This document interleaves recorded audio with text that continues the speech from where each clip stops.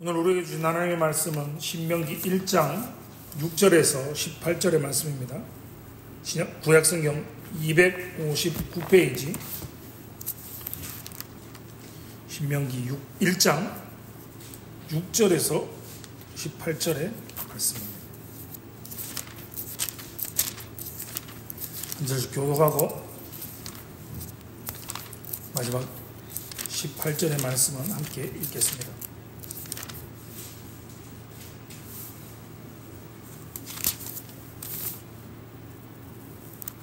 6절입니다. 우리 하나님 여호와께서 호렙산에서 우리에게 말씀하여 이르시기를 너희가 이 산에서 거주한 지 오래니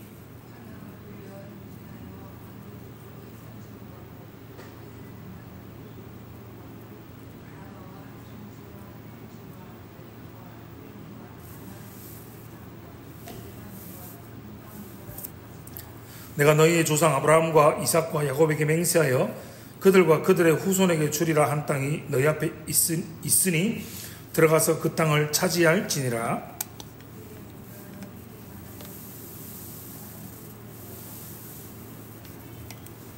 너희의 하나님 여호와께서 너희를 번성하게 하셨으므로 너희가 오늘날 하늘의 별같이 많거니와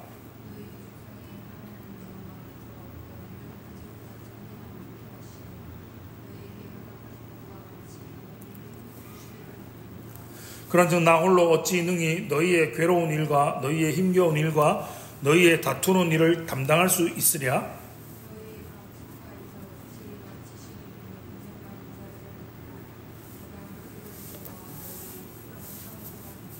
너희가 내게 대답하여 이르기를 당신의 말씀대로 하는 것이 좋다 하기에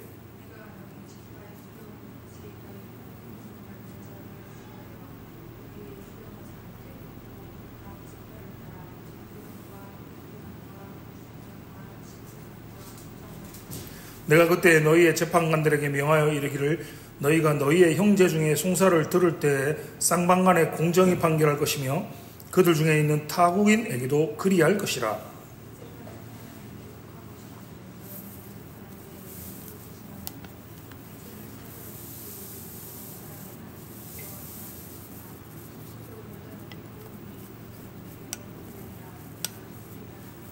함께 읽겠습니다. 내가 너희의 행할 모든 일을 그때 너희에게 다 명령하였느니라. 아멘. 신명기 강의 두 번째 시간입니다. 오늘은 신명기 1장 6절에서 18절의 말씀을 함께 살펴보며 은혜를 나누고자 합니다. 먼저 8절의 말씀을 다시 한번 보십시다. 내가 너희의 조상 아브라함과 이삭과 야곱에게 맹세하여 그들과 그들의 후손에게 주리라 한 땅이 너희 앞에 있으니 들어가서 그 땅을 차지할지니라 라고 말씀하십니다. 이스라엘 백성들이 들어가야 할 땅은 하나님께서 이미 아브라함과 이삭과 야곱에게 맹세한 땅이죠. 즉 이미 오래전에 너희에게 주시겠다라고 맹세하고 약속한 땅이라는 겁니다. 이어 9절을 보시면 그러면서 이 약속의 땅에 들어가기 위해서 나는 홀로 너희의 짐을 질 수 없도다 라고 말합니다. 이게 무슨 말인가 하면 이 약속의 땅에 들어가기 위해서는 율법이 필요하다라는 겁니다. 그리고 그 율법을 잘 지키기 위해서 그 율법을 가르칠 사람을 위해서 많은 부장들, 즉 중간에 지도자들, 리더들을 세웠다라고 하는 것이 등장합니다. 이 사건에 대해서는 동일하게 출애굽기 18장 13절에서 17절 말씀에 아주 자세하게 기록되어 있습니다. 그럼 우리가 여기서 생각해봐야 할 점이 뭐냐면, 아니 왜 신명기 서두에서 약속의 땅 가나안 땅에 들어가야 할 백성들에게 이 문제를 다시금 언급하고 있는가? 왜 이 시점에 이 시기에 여기서 다시 한번 기억하게 하고 되새기고 있고 도대체 이것을 하는 이유가 무엇인가 하는 것입니다. 여러분, 젖과 꿀이 흐르는 땅이다라고 표현한다고 해서 그 땅이 조건이나 여건이나 환경에서 그것 자체가 복된 땅이라고 말하는 것이 아닙니다. 사실 그들이 가서 이루고 살아야 할 가나안 땅은 여러분 이집트에 비하면 굉장히 척박한 땅입니다. 세계사 시간 이럴 때 학교에서 배웠을 겁니다. 이집트에는 뭐가 있었습니까? 델타 삼각주라는 게 있었습니다. 들어보셨습니까? 기억나십니까? 삼각주가 있어서 물이 범람하여서 농사짓 굉장히 좋은 비옥한 땅이 이집트에 있는 겁니다. 그래서 농사를 굉장히 잘 지을 수 있습니다. 그런데 그들이 들어가야 할 가나안 땅은 이렇게 표현하면 제일 좋습니다. 산지입니다. 그런데 여러분 비가 오면 물이 고이지 않고 위에서 밑으로 고이잖아요. 이스라엘은 지역이 높다고요. 그럼 그들이 사는 지역에는 물이 없는 겁니다. 물은 낮은 지역으로 그러잖아요. 그러니까 물이 없는 거예요. 농사가 당연히 이집트보다 좋을 수가 없다는 거죠. 그러니까 젖과 꿀이 흐른다라고 말해서 그 땅의 모든 것이 다 좋다의 의미가 아니라 왜 이런 땅이 젖과 꿀이 흐르는 땅이고 왜 복된 땅이냐고 말하냐면 바로 그곳에 하나님이 그 땅을 다스리시기 때문에 하나님이 그 땅에 거하는 백성인 너희들과 함께 거하실 것이기 때문에 그것이 젖과 꿀이 흐르는 땅이 될 것이고 그 땅이 복된 땅이다 라는 의미라는 겁니다. 그런 약속의 땅, 이미 아브라함과 이삭과 야곱을 통해서 약속하신 그 땅에 들어가서 그 약속된 모든 축복들을 누리기 위해서 율법을 베풀고 있다라는 것은 복을 주시기 위해서라는 겁니다. 자, 율법을 딱 주고 이거 지키는지 안 지키는지 내가 이렇게 딱 지켜보고 있다. 안 지키기만 해라. 그럼 내가 너를 딱 벌 주기 위해서 고양이 실려 뜨듯이 이렇게 딱 떠서 너를 지켜보고 있다는 것이 아니라는 겁니다. 복을 주시기 위해서 주신 거라는 겁니다. 율법은 그 땅에 들어가서 살게 될 하나님의 언약의 백성들 모두 악한 일이 일어나지 않도록 막아주는 방패와 보호장치 역할을 하기 위해서 율법을 주셨다라는 겁니다. 성경을 한 번 더 찾아보겠습니다. 하박국 말씀입니다. 하박국 1장 성경을 찾아보십시오. 하박국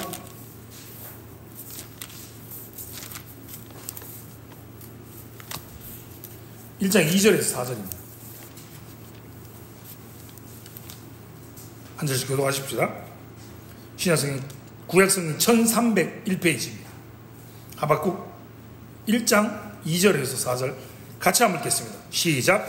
여호와여 내가 부르짖어도 주께서 듣지 아니하시니 어느 때까지 이리까 내가 강포로 말미암아 외쳐도 주께서 구원하지 아니하시나이다. 어찌하여 내게 죄악을 보게 하시며 배역을 눈으로 보게 하시나이까. 겁탈과 강포가 내 앞에 있고 변론과 분쟁이 일어났나이다. 이러므로 율법이 해이하고 정의가 전혀 시행되지 못하오니 이는 악인이 의인을 애워쌌으므로 정의가 굽게 행하여 짐이니이다. 아멘. 여러분, 잘못된 사회상은 어떤 상입니까? 하박국이 말하고 있는 잘못된 사회상이 무엇입니까? 율법이 해이해진 겁니다. 공의가 시행이 안 되는 겁니다. 그리고 악인들이 의인을 협박합니다. 공의가 왜곡되는 것이 잘못된 사회상의 모습입니다. 저는 말씀을 준비하면서 이 하박국이 말하고 있는 시대상과 우리의 상황이 별반 다르지 않다. 마치 작금의 우리나라의 상황을 보는 것 같았습니다. 누구보다도 법을 수호해야 하는 자가 여러분 그 모든 법을 부인하고 있습니다. 자신이 하고 있는 건 모두 다 합법이고 다른 사람이 하고 있는 것은 모두 다 불법이고 음모이고 위법이고 공작이라고 이야기합니다. 그럼 국민들이 왜 분노합니까? 왜 이 추운 날씨에 그들을 이렇게 부르더라고요. 키세스 부대들. 초콜릿 키세스 포장한 거 아시죠? 이렇게 뒤집어 쓰고 은박 뒤집어 쓰고 눈을 싹 맞아가지고 그들이 키세스 모양같이 요렇게 딱 돼서 그들을 키세스 부대라고 하더라고요. 그들이 왜 추운 날씨에 생업을 포기하고 그렇게 길바닥에 앉아서 눈 맞으면서 집회를 하고 있습니까? 이 땅에 법이 올바로 집행이 되고 있지 않기 때문입니다. 공의가 시행되고 있지 않기 때문입니다. 오히려 악인들이 의인을 협박하고 핍박하고 위협합니다. 공의가 왜곡되고 있기 때문입니다. 저들이 악해서 율법을 어기는 것을 넘어서 율법을 파기하고 있습니다. 보호장치를 깨뜨려서 홍수가 범람하듯이 적군이 쳐들어와서 국민들이 일상의 삶을, 평범한 삶들을 영위할 수 없게 되었다라고 하박국이 말하고 있는 겁니다. 여러분, 율법이 해이해졌습니다. 공의가 시행되지 못했습니다. 그럼 그 책임을 누구에게 물어야 되겠습니까? 법을 지키지 않았습니다. 공의가 시행되지 못하고 있습니다. 율법을 지키지 않고 공의가 행해지지 않도록 그것을 지키지 않고 부수고 범죄를 저지르는 자들에게 책임을 물어야 하는 것이 여러분 당연한 거 아닙니까? 자, 헌법 수호자인 대통령이 법 위에 군림하고 법을 지키지 않고 국민들을 향하여 총뿌리를 겨누고 있는 계엄령을 선포합니다. 정치 인사들, 우두머리 지도자들을 잡아라라고 그들을 잡아서 구금하고 고문을 하려 했던 정황들이 나왔습니다. 법을 짓밟고 유린했습니다. 당연히 그들에게 책임을 물어야 하는 거 아닙니까? 그런데 여러분, 성경은 무엇이라고 말씀하십니까? 하나님의 백성은 어떻게 해야 됩니까? 하나님의 사람은, 성도는 어떻게 해야 옳은 것입니까? 하박국의 본문을 다시 보십시오. 하박국은 그러한 상황 앞에서 범죄를 저지르고 법을 유린하는 자들에게 나아가서 집회를 하고 투쟁을 하고 있는 것이 아닙니다. 그는 하나님 앞에 나와서 기도하고 하소연하고 있습니다.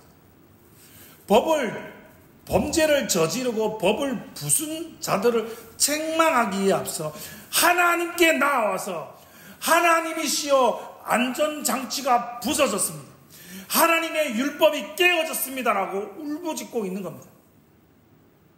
여러분, 법은 최소한의 장치입니다. 그 나라에 속한 사람들에게, 특별히 약속의 땅에 들어가서 살게 될 이스라엘 백성들에게 있어서 하나님의 율법은 그 나라의 모든 힘이고 기반이고 근간인 겁니다. 최소한의 보호장치가 바로 법인 겁니다. 따라서 법은 먼저 시행되어야 됩니다. 그 나라의 모든 국민에게 법은 시행되어야 하는 것입니다. 그런데 이 법을 시행함에 있어서 모세 혼자서는 도무지 감당할 수가 없기에 법이 온 국민에게 잘 시행될 수 있도록 중간 지도자를 세우게 된 것입니다. 자, 중간 지도자를 세웠다고 해서 그 세운 지도자들이 누가 맞고 누가 틀린 것을 따지기 위해서가 아니라 백성들 모두에게 하나님의 통치하심, 하나님의 보호하심이 그들에게 골고루 미치게 하기 위해서 중간 지도자들을 세운 거라는 겁니다. 지켜야 한다. 안 지키면 벌 받는다. 잘못하면 벌 받는다. 처벌 받는다. 이것이 초점이 아닙니다. 너희들 잘못하지 말아라. 악이 들어오면 벌을 받는다. 악이 너희 속에 들어오지 않도록 법으로 너희를 보호해라 라고 말씀하는 겁니다. 그래서 보시면 여기서 뽑힌 중간 지도자들이 여러분 모두 재판관입니다. 성경에 나오는 재판에 관한 문제는 지금 저와 여러분이 살아가고 있는 시대 우리가 생각하는 재판과는 좀 다릅니다. 여러분, 재판하면 무엇이 떠오르십니까? 우리에게 재판이란 누구는 맞고, 이거는 맞고, 이 사람은 맞고, 이 사람은 틀렸다, 이 사람이 잘못했다, 누가 옳고 누가 그른가, 누가 맞고 누가 틀렸는가, 누가 잘했고 누가 잘못했는가를 따지고 판결을 내리는다면 우리의 생각은, 우리의 재판은. 그런데 성경에 나오는 재판은 좀 다릅니다. 오늘 본문을 다시 보십시오. 신명기 말씀을 다시 보십시오. 15절, 17절입니다. 신명기 1장 15절에서 17절의 말씀을 다시 한번 한 목소리로 읽겠습니다. 시작. 내가 너희 지파의 수령으로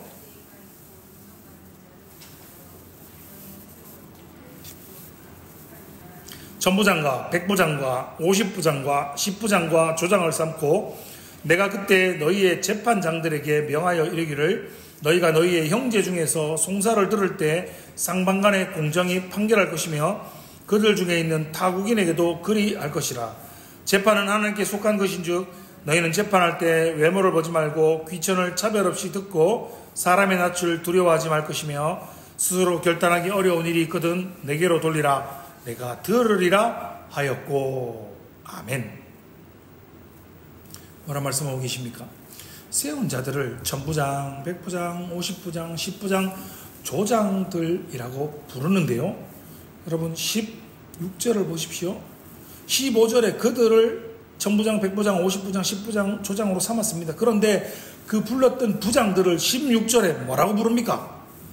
너희의 재판장들이다 라고 부르고 있습니다. 그리고 그들에게 송사를 하게 된다면 쌍방간에 공정히 판결해라. 심지어는 타국인에게도 그것을 공정히 판결해야 한다라고 말씀하십니다. 왜 그렇습니까? 이유가 무엇입니까? 재판은 하나님께 속한 것이기 때문입니다. 그리고 그 재판의 기준은 법입니다. 율법인데 재판을 한다는 것은 재판관, 판사가 있다는 것은 그 사회에서 법을 지킴으로써 범죄가, 악이 힘을 못 쓰게 하는 것이라는 의미입니다. 여러분, 법이 그 나라의 백성들이 살아갈 수 있는 최소한의 보호장치라는 의미인 겁니다. 그들에게 왜 지도자가 필요합니까? 지도자들을 통하여서 하나님의 통치를 모든 백성들이 받아 누릴 수 있도록 지도자들을 세워주신 것입니다. 그러기 위해서는 법을 기준으로 재판을 할 줄 알아야 되기 때문에 세워주신 지도자들이 모두 법을 아는 자, 법을 가르칠 수 있는 자, 그들을 세운 겁니다. 그들이 하나님의 백성들을 다스리기 위해서 그들이 먼저 해야 할 일은 바로 하나님의 뜻으로 백성들을 가르쳐야 한다는 겁니다. 재판은 누가 옳은가 그른가를 따지는 것이지 않습니까? 결국에는 옳고 그름을 따질 때 그것이 무엇이 근거가 되는가, 그 근거가, 그 기준이 사회에 따라서 공정한가, 그 사회가 건강한가를 가름하는 기준이 되지 않습니까? 여러분, 민주주의 국가와 공산주의 독재 국가를 가늠할 수 있는 기준이 무엇입니까? 민주주의는 법이 기준입니다. 그런데 공산주의는요? 공산당 마음입니다. 그럼 재판관, 지도자가 하나의 모범이 되어야 되는데 본인이 법을 지키지 않으면서 법을 집행한다. 아니, 법을 집행해야 되는 사람이 법을 스스로 지키지 않으면서 그 법을 따라서 누가 옳고 누가 그르고 누가 잘했고 누가 잘못했고를 따진다는 것은 말도 안 되는 소리고 말도 안 되는 행동이라는 겁니다. 오늘을 살아가는 우리에게도 마찬가지죠. 잠깐만 우리나라 현실 한번 바라보십시오. 누구보다 법을 수호해야 하는 자가, 여러분, 대통령이 취임할 때, 미국도 마찬가지입니다. 대통령이 취임할 때, 선서할 때 무슨 선서를 하냐면 나는 법을 수호하겠다라고 말합니다. 나는 법을 잘 지키고 그 법을 수호하겠다라고. 미국뿐만 아니라 우리나라도 마찬가지입니다. 다른 대부분의 나라들, 공산국가 빼고 대부분의 나라들이 나는 법을 잘 지키고 법을 수호하겠다라고 헌법 수호자 1번이 되겠다라고 말하고 있는데, 그런 자가 법망을 피하기 위해서 법 관련 종사자들이 이렇게 법망을 피하는 걸 이렇게 표현하더라고요. 법꼬라지라고 말한다고. 그런데 그 법꼬라지를 넘어서 자신이 그 법 위에 군림하려고 하고 있지 않습니까? 담화를 통해서 계엄 사태에 대해서 나는 법적과 정치적인 책임을 피하지 않겠다라고 담화문을 발표해냈고 그 다음부터 지속적으로 회피 중입니다. 그래서 한 언론사에서 이렇게 표현하더라고요. 10전 10회라고 말이죠. 10번을 회피했는데 모두 다 피했다. 여러분, 법이 올바르게 시행되고 준행되지 않으면 그 나라의 사회상은 당연히 잘못될 수밖에 없습니다. 일상의 삶이 평범한 일상적인 삶들이 영위하는 것이 어려울 수밖에 없습니다. 다시 교회로 돌아와 봅시다. 그럼 교회 안에 가장 중요한 것이 무엇입니까? 하나님의 법이, 하나님의 율법이, 하나님의 말씀이 준행되어야 하는 것입니다. 그 법을 준행하고 순종하고 실천하기 위해서 그 법을 여러분이 알아야 되는 겁니다. 여러분이 알기 위해서 그 법을 가르치고 말씀을 선포하는 역할을 하는 사람, 재판관, 수장들, 제사장들, 목사들이 필요하다는 겁니다. 여러분, 그 법이 무엇입니까? 그래서 단순히 도적질하지 마라, 살인하지 마라, 거짓말하지 말고 이웃의 것을 탐하지 말라, 뭐 이 정도가 아닙니다. 여러분, 참 감사한 일이죠. 오전에 우리가 함께 살펴보았던 말씀과 오후의 말씀이 또 이렇게 연결이 됩니다. 성령께서 우리 교회와 성도들을 얼마나 사랑하시는지를 말씀을 준비하면서 또 감사하고 감격하지 않을 수가 없었습니다. 여러분, 율법의 대강령이 무엇입니까? 교회된 우리의 임무가 무엇입니까? 하나님을 사랑하는 겁니다. 마음을 다하고 목숨을 다하고 힘을 다하고 뜻을 다하여 하나님을 사랑하는 겁니다.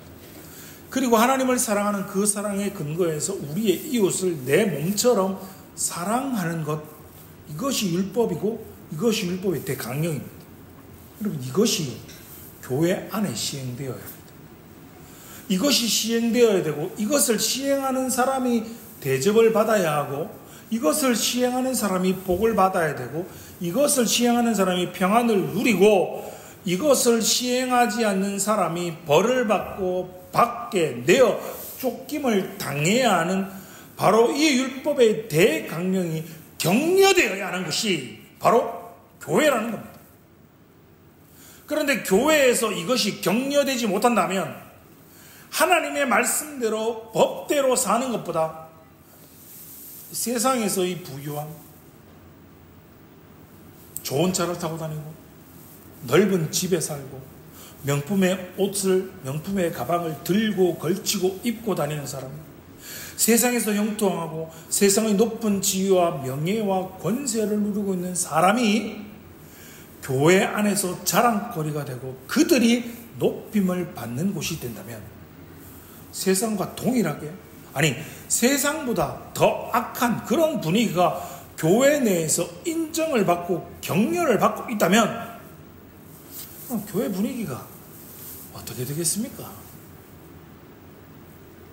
그럼 교회가 난장판이 되지 않겠습니까? 제가 예전에 섬겼던 굉장히 큰 규모가 제법 되는 교회였습니다. 선거철 만나면 그 교회에 장모 의원이라는 사람이 와서 예배를 드렸습니다. 그런데 그 사람이 올 때마다 우리 담임 목사님께서 그 사람을 일으켜 세워서 인사를 시키고 그 사람을 소개하고 그 사람에게 마이크를 주게 해서 마이크를 들고 앞에 나와서 마이크를 잡고 성도들을 향하여 인사를 하게 했습니다. 여러분, 교회 분위기가 어떨 것 같습니까? 그분은 자신의 소유로 한 대학을 가지고 있었습니다. 돈도 되게 많고요, 명예도 있고요, 권력도 가지고 있습니다. 여러분, 교회가 그런 사람들에게 특권을 부여한다면 일반 백성들, 일반 시민들, 일반 성도들이 느끼는 자괴감은 어떨까요? 교회가 난장판이 되지 않겠습니까? 교회가 돈 많은 사람, 권력과 명예를 가진 사람, 이런 사람이 존경받고 칭송을 받는 것이 아니라 하나님의 나라의 헌법인, 하나님의 나라의 율법이고 대강령인 하나님을 사랑하고 하나님을 사랑하는데 마음을 다하고 뜻을 다하고 목숨을 다하고 힘을 다하는 사람, 그리고 자신의 이웃을 자신의 몸처럼 사랑하는 사람, 율법의 대강령을 자신의 삶에서 순종하고 실천하는 사람이, 저 사람이 진짜 그리스도인이다, 저 사람이 진짜 예수 믿는 사람이다, 저 사람이 진짜 성도다라고 존경을 받고 교회가 그런 사람을 격려하는 교회라면 여러분 바로 그런 교회가 참된 교회이지 않겠습니까? 사랑하는 성도 여러분, 바로 여러분이 하나님이 원하시고 하나님이 기뻐하시는 참된 교회의 모습, 참된 교회의 성도의 모습으로 살아가시는 성도님들이 되시기 바랍니다. 결론입니다. 여러분, 그러면 수령들만 그러면 되겠습니까? 지도자들만 그러면 될까요? 신약의 시대를 살고 있는 저와 여러분들 모두를 하나님께서 어떻게 불러주셨습니까? 하나님께서 거룩한 나라요 왕같은 제사장들로 우리를 불러주셨습니다. 저나 여러분 모두, 우리 모두가 율법을 누리고 그 누리는 것을 일상의 삶에서 살아가는 율법의 혜택자들인 동시에 그것을 시행해야 하는 시행자들인 겁니다. 이것을 집행하고 삶에서 법을 실천함을 통해서 모범을 보여야 하는 사람들이라는 겁니다. 좀 부끄럽지 않게, 좀 쪽팔리지 않게 살아가십시다. 하나님이 율법을 허락하신 그 크신 복, 그 크신 은혜, 그냥 태어나면서부터 죽을 수밖에 없는 저와 여러분을 위해서, 이스라엘 백성들을 위해서 젖과 꿀이 흐르는 땅을 약속해 주셨습니다. 저와 여러분에게 우리의 가정을, 우리의 교회를, 우리의 직장과 사업들을 우리에게 약속해 주시고 주셨습니다. 그리고 그 복을 누리고 살고, 그 복을 누리고 그 복을, 받은 복을 좀 다른 사람에게 흘려보내주고 나누어 주기 위해서 저와 여러분을, 우리를 불러주셨음을 다시금 말씀을 통해 기억하시고 명심하시기 바랍니다. 한 주간도 우리가 받은 그 복들을 좀 풍성하게 여러분의 삶 가운데 누리시기 바랍니다. 그리고 그 받은 복들을 우리의 이웃에게 풍성하게 나누어 줌을 통하여서 율법의 혜택자답게, 율법의 시행자답게 살아가시는 복된 성도님들 되시기를 주님의 이름으로 축원합니다.